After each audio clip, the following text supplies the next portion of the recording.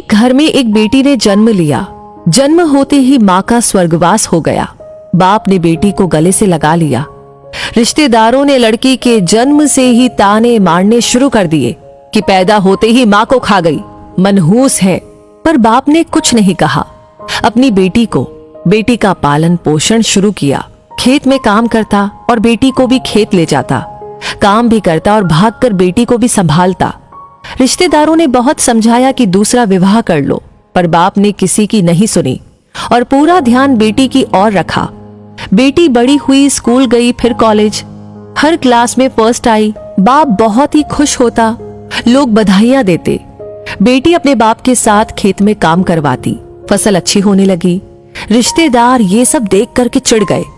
जो उसको मनहूस कहते थे वो सब चिढ़ने लग गए। लड़की एक दिन अच्छा पढ़ लिख करके पुलिस में एसपी बन गई। एक दिन किसी मंत्री ने उसको सम्मानित करने का फैसला किया और समागम का बंदोबस्त करने के आदेश दिए। समागम उनकी ही गांव में रखा गया।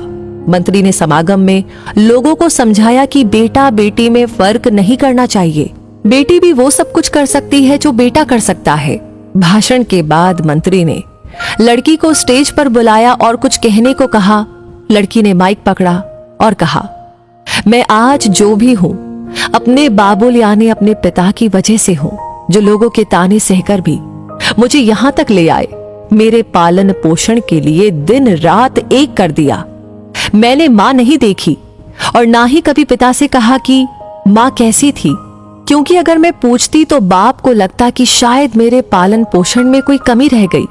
मेरे लिए पिता से बढ़कर कुछ भी नहीं। बाप सामने लोगों में बैठकर आंसू बहा रहा था।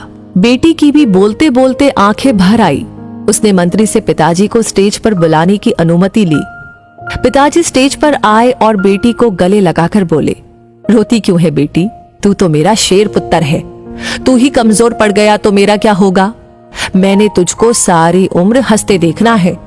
बाप बेटी का प्यार देखकर सबकी आंखें नम हो गई। मंत्री ने बेटी के गले में सोने का मेडल डाला। लड़की ने मेडल उतारकर बाप के गले में डाल दिया। मंत्री ने कहा, ये क्या किया?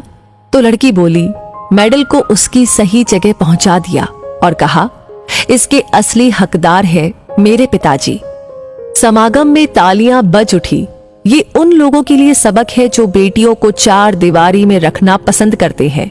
पर ये फूल बाहर खिलेंगे अगर आप पानी लगाकर इन फूलों की देखभाल करेंगे।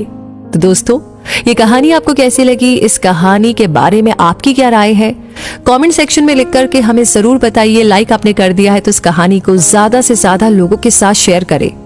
और आपके जो लाइक्स होते हैं, कमेंट्स होते हैं, जो आप शेयर करते हैं, ये सभी हमारे लिए होता है असली मोटिवेशन ऐसी कहानियों पर काम करके आप तक पहुंचाने के लिए।